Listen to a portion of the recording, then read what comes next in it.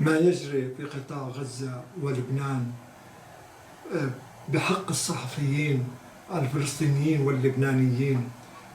لقد دفع الصحفيون الفلسطينيون واللبنانيون ثمنا باهظا خلال تغطيتهم للأحداث على الأرض من الميدان. لقد قارب ما يقارب 200 شهيد من الصحفيين الفلسطينيين في قطاع غزة سقطوا وهم يقومون بأعمالهم، أو معظمهم سقطوا وهم يقومون بأعمالهم بتغطية الأحداث اليومية على الأرض. لقد قتل معظمهم. أيضا استهدفت القوات الإسرائيلية علنا عدد من الصحفيين وهم في طريقهم إلى تغطية الأحداث أو خلال تغطية الأحداث، وتابعنا الرواية الإسرائيلية والسردية الإسرائيلية نحو تنفيذها لهذه الأعمال أو أعمال القتل والاغتيالات بحق الصحفيين في قطاع غزة. والروايات هذه نقلتها المنظمات الدولية وأدانتها بشكل قاطع. ويجب أن نعود إلى تاريخ العداء الإسرائيلي للصحفيين الفلسطينيين، وهذا ليس بجديد، ولكن المؤسف الآن وما يحصل في قطاع غزة بالذات أن عدد كبير من الصحفيين قتلوا واستشهدوا في قطاع غزة خلال عام، وهذا ضعف ما يقتل من الصحفيين حول العالم.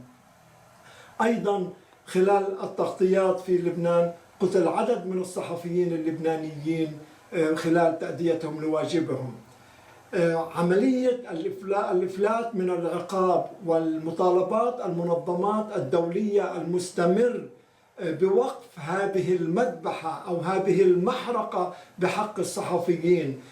عملية الإفلات من العقاب، فيجب على المنظمات الدولية والأممية أن تقوم بواجبها فورا، وأن تقف موقفا حازما وصارما بحق إسرائيل والحكومة الإسرائيلية أن يجدوا حلا فوريا لوقف هذه المذبحة.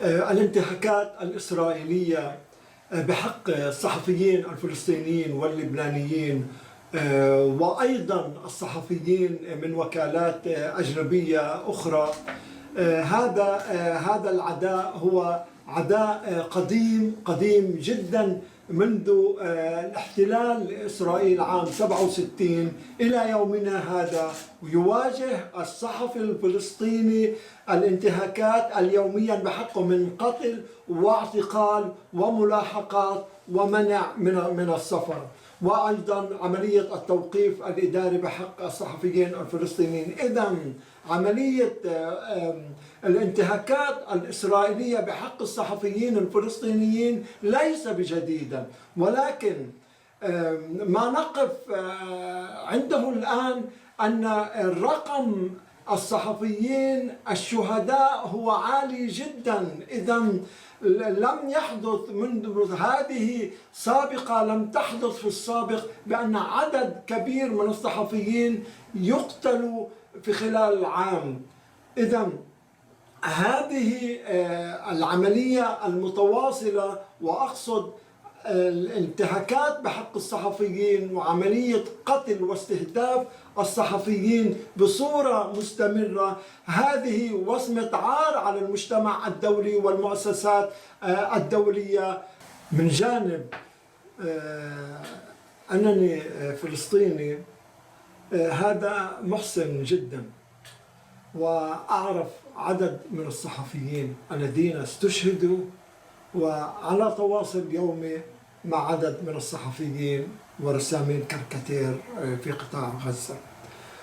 وعلى جانب أنني صحفي، أيضا هذا مؤلم للغاية أن نشاهد ما يحدث لزملائنا الصحفيين بشكل يومي.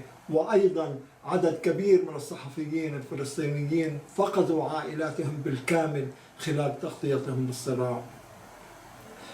وأريد أن أنبه إلى نقطة واحدة، وهذه مهمة على سبيل المثال الصحفي أو مراسل قناة الجزيرة وائل الدحدوح الذي فقد عدد من أفراد عائلته خلال القصف الإسرائيلي لقطاع غزة، أن عمر وائل الدحدوح أو المدة الزمنية التي عمل بها وائل الدحدوح كمراسل حربي في قطاع غزة قد تكون أكثر من عمر جندي إسرائيلي الآن أو طيار إسرائيلي يقاتل في قطاع غزة.